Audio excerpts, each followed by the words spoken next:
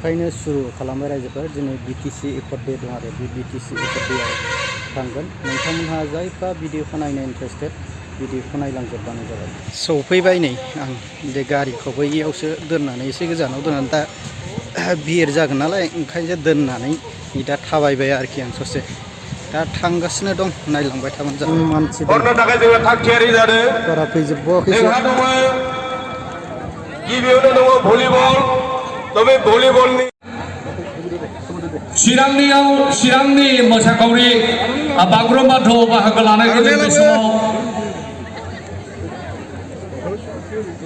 Block हिसाबै जागोन दा लिंदो चिरां बालाय माथो बुजि जोंना सिडली चिरांनि जत' दङ ओरै थाहैदो सोनाबहा लाइन थाहैदो बिदिनो सानै दैदेनबोदों सनालिका बसुमतारी अन्जुमा ब्रह्म आरो गासिबो सार्टिफिकेट आरो ममेन्टखौ मोनगोन जोङो बिसोरनि थाखाय उनाव बेबस्थाखौ लागोन दिनै समनि आंखालाव जों होनाय जानाय नङा।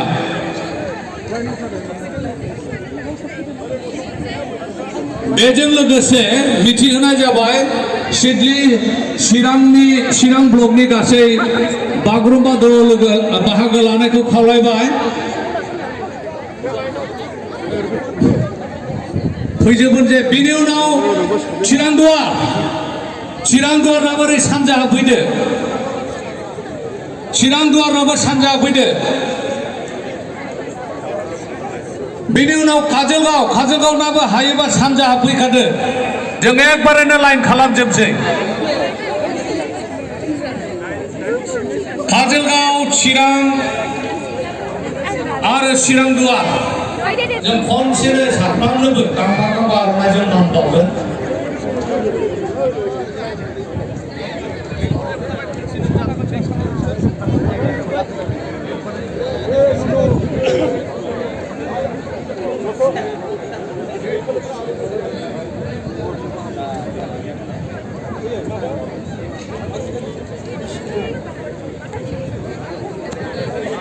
ओरैनो बिजोंबो लाइन जाबोबाव दे जोंनि मानसिफ्रा एसे लाइन खालामना हो।